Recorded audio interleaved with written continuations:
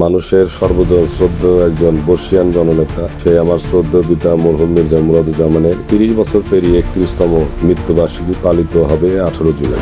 আজকে 30 বছর পর্যন্ত আমি আমার বাবার যে মৃত্যুবার্ষিকী পালন করে আসছি সাদামাটা ভাবি, সাধারণ সব শ্রেণী, সব দলমত নিয়ে সবাই নিয়েই আমি আসলে প্রোগ্রামগুলো করি। আমার একটা ইচ্ছা ছিল আগে থেকে, আমার বাবার প্রতি তার আদর্শ, সততা, এগুলা দেখে আমার কিন্তু আসলে আগ্রহটা ওখান থেকে জন্মগ্রহণ করছে। তারপরে জিয়াউর রহমান, খালেদা জিয়া, বর্তমান আমাদের প্রিয় নেতা মাননীয় প্রধানমন্ত্রী তারেক রহমান, পিতা মাতা পুত্র, আর আমি আমার যে পিতাকে দেখছি, এইগুলা দেখেই আসলে আমরা উৎসাহিত হয়েছি। সিরাজগঞ্জ জেলা ছাত্রদলের নেতৃত্ব দিচ্ছি, প্রেসিডেন্ট ছিলাম, সেন্ট্রালে ছিলাম, জেলা বিএনপির ছাত্র বিষয়ক সম্পাদক যুগ্না ভাই, এখন সাংগঠনিক সম্পাদক।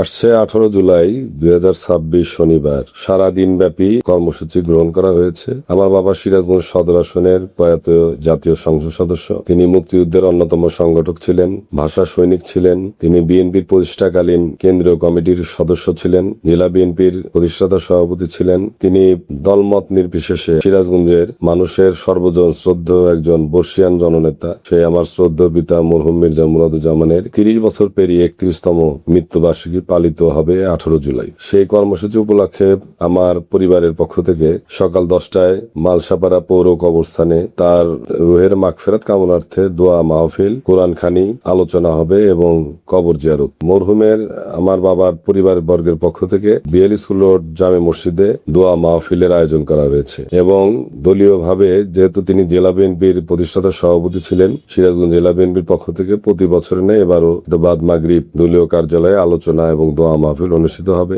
আমি তার সন্তান হিসাবে, আমি পরিবার বর্গের পক্ষ থেকে, স্মৃতি সংসদের পক্ষ থেকে এবং দলের পক্ষ থেকে আমি সিরাজগঞ্জবাসীর দলমত নির্বিশেষে সকল শ্রেণী পেশার মানুষকে আমার শ্রদ্ধেয় পিতার 31তম মৃত্যুবার্ষিকী তার রুহের মাগফিরাত কামনার্থে সকলকে ও কর্মসূচিগুলোতে উপস্থিত থেকে আহ্বান করছি, যাতে আমার বাবার দোয়ায় সকলেই শরীক হন এবং রুহের মাগফিরাত কামনা করবেন। আমি যখন স্কুল লাইফে আমি তাকে দেখেছি ছাত্র জীবনে, তখন আমি দেখেছি যে তিনি একদম সাদামাটা জীবনযাপন করতেন। আমার যে এই যে পৈতৃক বাড়ি, আমার বাবার যে বাড়িটা, এইখানে আমি দেখেছি এই ভাঙা টিনের ঘরে, টিন শেড বিল্ডিং এ থেকে তিনি মানুষকে আত্মীয়তা আপ্যায়ন করতেন। এখানে মিটিং হতো, সকল শ্রেণী পেশার মানুষের যাতায়াত ছিল, দলের মিটিং হতো, আলোচনা হতো। সেই জায়গায় আমি দেখেছি যে তার ভিতরে কোনো জৌলুস বা উচ্চভিলাষী কোনো চিন্তা ভাবনা দেখিনি। তার পরিবারের প্রতিও তার কোনো আমি তেমন দেখি না। আমরা লেখাপড়া করতেছি কিনা, আমরা খাওয়া দাওয়া ঠিক মতো করি কিনা, যেভাবে উনি ডাল ভাত খেয়েই কিন্তু আসলে জনসেবা করতেন এবং রাজনীতি করতেন। এই বাসায় আমি শুনেছি যে আমার বাবার এই পৈতৃক বাড়িতে মৌলানা ভাসানী এখানে এসে থাকতেন এবং আমার বাবা ছিল মৌলানা ভাসানীর ঘনিষ্ঠ সহকর্মী। সেই কারণেই এই বাড়িতে সকল শ্রেণীর এবং বিভিন্ন শ্রেণীর নেতাদের, কেন্দ্রীয় পর্যায়ের নেতাদের আনাগোনা ছিল। শহীদ প্রেসিডেন্ট জিয়াউর রহমানও আমার বাবাকে খুবই ভালোবাসতেন, শুধুমাত্র তার সততা, নিষ্ঠা এবং নীতির কারণে। এবং আমাদের দেশ নেত্রী বেগম খালেদা জিয়া, যিনি বিএনপির চেয়ারপারসন ছিলেন, সাবেক প্রধানমন্ত্রী, তিনিও আমার বাবাকে খুবই শ্রদ্ধা করতেন। আমি যেহেতু তার সঙ্গে সান্নিধ্যে মেশার সুযোগ হয়েছে, তো শৈশবকালে মানুষের এই যে বাড়িতে যাতায়াত, এই মিটিং সিটিং, তারপরেও আমি দেখেছি যে আমার বাবা কখনো বিরক্ত হন নাই। মানুষের সাথে খোলামেলা ভাবে কথা বলতেন, তাদের সুখ দুঃখের কথা শুনতেন এবং মানুষের কাজ করার চেষ্টা করতেন। আপ্রাণ সাদামাটা ভাবে চলতাম, পরিধানের বস্ত্র খুব একটা বেশি ছিল না, খাওয়া দাওয়া খুব একটা উচ্চ বিলাসী খাওয়া, সাদামাটা খাওয়া দাওয়া আমার বাবা করতেন, আমিও করতাম। তো এইভাবে তাকে আমি শৈশবকালে আমি দেখেছি, স্কুলের ছাত্র জীবন অবস্থায়, চাকরির বিষয় অথবা যে কোনো সমস্যার বিষয়, তার এলাকার মসজিদ, মাদ্রাসা, স্কুল, কলেজ বা রাস্তাঘাট, এই সমস্ত বিষয়ে যদি কেউ আসতো, আমি দেখেছি যে সে বলতো যে ঠিক আছে, আমার কাছে দিয়া যান ছাতা, আমি দেখতেছি কি করা যায়। কিন্তু উনি কাজটা আপ্রাণ চেষ্টা করে, ফাইল আপ করে, সেই মানুষের যে কাগজগুলা নিয়ে উনি তৎকালীন প্রধানমন্ত্রী দেশনেত্রী বেগম খালেদা জিয়ার কাছে গেছেন, বিভিন্ন মন্ত্রণালয়ে গেছেন, আমি সঙ্গে গিয়েছি। তো আমি দেখছি যে মানুষের কাজ করে দেওয়ার মতো যে তার চেষ্টা, এই চেষ্টাটা আমি খুব কাছের থেকে দেখছি যে উনি সেই কাজ করে নিয়ে আসছেন। সিরাজগঞ্জে আসার পরে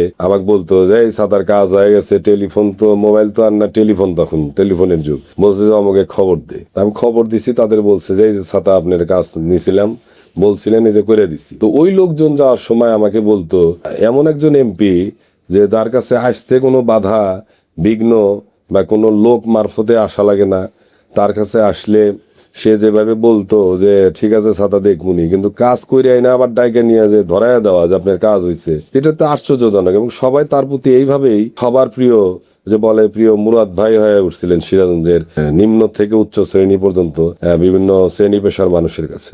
আমি গর্ব করে বলতে পারি সিরাজগঞ্জবাসী প্রত্যেকটা স্কুল, কলেজ, মসজিদ, মাদ্রাসা, যে ব্রিজ, কালভার্ট, শ্মশান, মন্দির, গির্জা, stadium, nursing training institute, hospital, বিভিন্ন ভবন, প্রশাসনিক ভবন আপনার নির্মাণ, এই যে সিরাজগঞ্জ সরকারি কলেজ অনার্স মাস্টার্স করণ, প্রত্যেকটা জায়গায় তার কিন্তু হাতের ছোঁয়া বিদ্যমান এবং সেটা কালের সাক্ষী হয়ে আজও কিন্তু দাঁড়িয়ে আছে। এবং তার ধারাবাহিকতা যখন যে এমপি হয়েছেন তারা সেই ধারাবাহিকতা বজায় রাখছেন। কিন্তু সব মানে প্রথম সিরাজগঞ্জের যে উন্নয়নেরই তার হাত দিয়ে কিন্তু সূতিকাগার। তো সেই জন্য আমি আমার শৈশব এবং আমার যৌবনকালে আমি তাকে যেভাবে দেখেছি, যতদিন বেঁচে ছিল সেই পর্যায়ে আসলে আমি রাজনীতি হয়তো স্কুল লাইফ থেকে আমি মিছিল মিটিং এ গেছি। আমার একটা ইচ্ছা ছিল আগে থেকে, আমার বাবার প্রতি তার আদর্শ, সততা, দলের প্রতি যে তার প্রেম, তারপর দেশের প্রতি তার যে প্রেম, দেশপ্রেম, এগুলা দেখে আমার কিন্তু আসলে আগ্রহটা ওখান থেকে জন্মগ্রহণ করছে। তারপরে জিয়াউর রহমান, খালেদা জিয়া, বর্তমান আমাদের প্রিয় নেতা মাননীয় প্রধানমন্ত্রী তারেক রহমান।